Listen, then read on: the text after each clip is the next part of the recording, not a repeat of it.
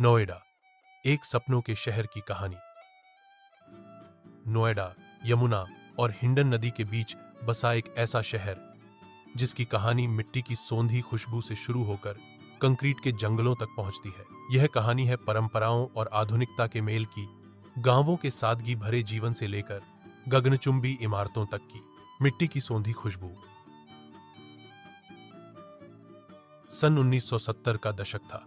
बिसरख गांव में, जहां खेतों में धान लहलहाता था और यमुना की लहरें गीत गाती थीं, रामू अपने खेतों में हल चलाता था। उसका छोटा सा घर मिट्टी की दीवारों और खपरेल की छत वाला गांव के बीचों बीच था।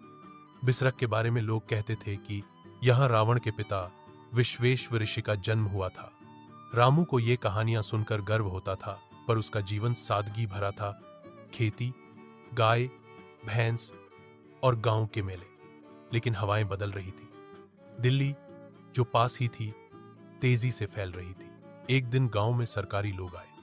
उनके साथ बड़े बड़े नक्शे और योजनाएं थीं। उन्होंने कहा, new Okhla industrial development authority Noida. Ramu के मन में सवाल उठे, हमारी जमीनें, हमारा गांव। उसकी पत्नी कमला ने चिंता जताई, हम क्या करेंगे अगर खेत चले गए? रामू ने गांव वालों के साथ बैठक की। कुछ लोग विरोध में थे, कुछ बदलाव के लिए तैयार। सरकारी लोग मुआवजे और नौकरियों का वादा कर रहे थे। रामू ने सोचा, शायद यह मेरे परिवार के लिए नई शुरुआत होगी। उसने अपनी जमीन का कुछ हिस्सा सरकार को दे दिया। बदले में उसे एक छोटा सा प्लॉट और नोएडा अथॉरिटी में चौकीदार की नौकरी मिली। नई राहें, नए सपने। 17 अप्रैल 1976 को नोएडा बना। एक सपना साकार हुआ। रामू साइकिल से अथॉरिटी जाता, बिजली के खंभों और नए बन रहे सेक्टरों को देखता। गांव की कच्ची पगडंडियां अब पक्की सड़कों में बदल रही थी। बिसरख, दनकौर और नलगढ़ा जैसे गांव धीरे धीरे नोएडा के सेक्टरों में समाहित हो रहे थे।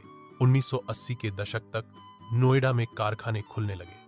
टेक्सटाइल, इलेक्ट्रॉनिक्स और छोटे मोटे उद्योग यहां बसने लगे। दिल्ली से निकटता ने नोएडा को उद्यमियों का पसंदीदा ठिकाना बना दिया। रामू का बेटा रवि, जो स्कूल में पढ़ाई में तेज था, ने इंजीनियरिंग की पढ़ाई पूरी की।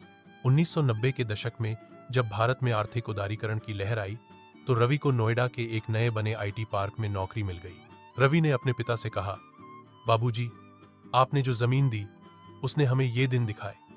अब मैं यहाँ कंप्यूटर पर काम करता हूँ और दुनिया भर से लोग हमारे शहर में आ रहे हैं।